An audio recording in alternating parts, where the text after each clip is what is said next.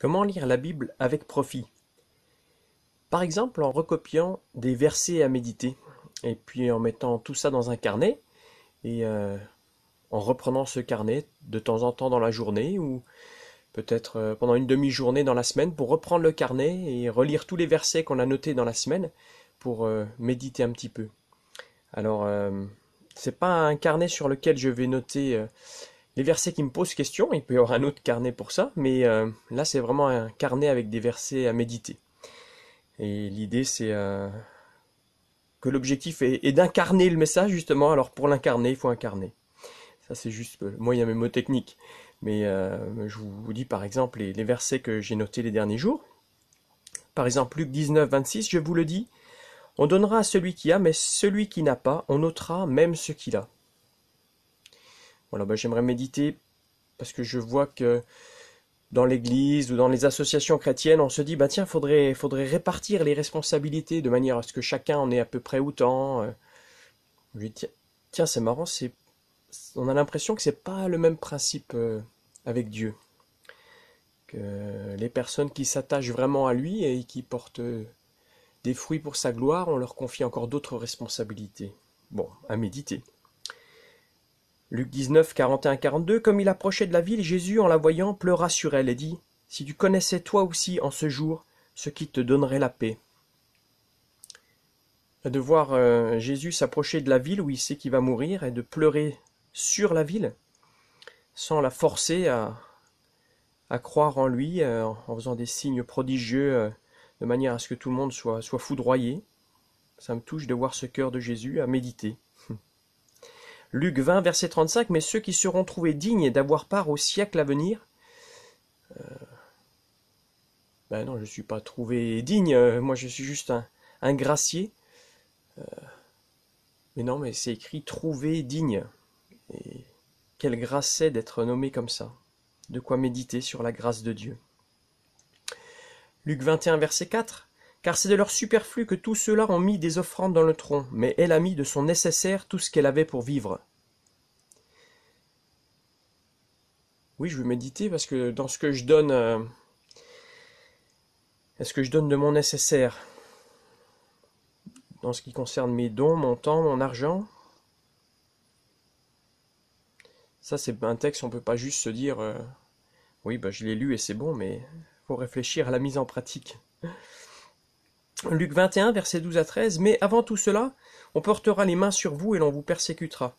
Cela vous donnera l'occasion de rendre témoignage.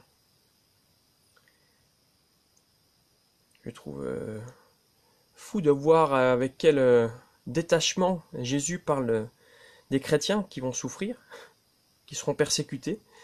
Cela vous donnera l'occasion de rendre témoignage. Il me semble que parfois dans mon petit monde chrétien, je suis très centré sur ma personne et je me dis, mais si on portera la main sur moi, Jésus devrait me dire, mais tiens bon, ça vaut la peine, mais je serai là. Il devrait me consoler de plein de manières différentes et en fait là juste il dit que ce sera l'occasion de rendre témoignage. Et en lisant des textes comme ça, je me dis que je devrais moins me parler à moi-même et plus écouter ce que Dieu a à dire. Luc 21, verset 34, prenez garde à vous-même de crainte que vos cœurs ne s'apesantissent par les excès ou l'ivrognerie et par les soucis de la vie, et que ce jour ne fonde sur vous à l'improviste. Que ce jour ne fonde sur vous à l'improviste à cause des soucis de la vie. Je me dis, ce serait l'occasion peut-être de faire une petite liste, quels sont les soucis de la vie qui prennent trop de place. Alors bien sûr, c'est bien de méditer ces versets juste après avoir lu le texte, parce que sinon on comprend plus trop le contexte dans lequel ils ont été écrits. Mais si on le médite juste après ou dans la semaine qui suit, c'est chouette de voir quelles sont les applications pratiques, comment aller plus loin par rapport à ce qu'on a lu. Et puis, si on a l'occasion, en bonus, on peut même regarder dans les carnets des années précédentes, voir ce qu'on avait noté, voir par exemple que si j'ai recopié cette année Luc 21-34, peut-être qu'il y a 2 ans, en fait, je l'avais déjà mis. C'est peut-être un signe qu'il n'a pas été assez médité, ou qu'il y a quelque chose de particulier à voir par rapport à ça. Et puis, je peux regarder et voir que l'année dernière, visiblement, je ne l'avais pas mis. Mais on peut faire un petit test en lisant rapidement Luc chapitre 22, juste le début par exemple. La fête des pains sans levain, appelée la Pâque, approchait. Les principaux sacrificateurs et les scribes cherchaient comment faire mourir Jésus, car ils craignaient le peuple. Or Satan entra dans Judas, appelé Iscariote, qui était du nombre des 12. Et Judas alla s'entendre avec les principaux sacrificateurs et les chefs des gardes sur la manière de leur livrer. Ils furent dans la joie et convinrent de lui donner de l'argent.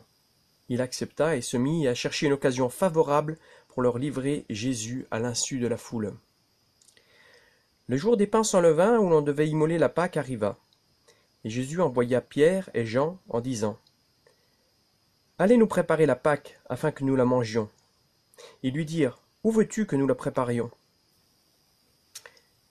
Ça, je me dis, par exemple, tiens, c'est intéressant.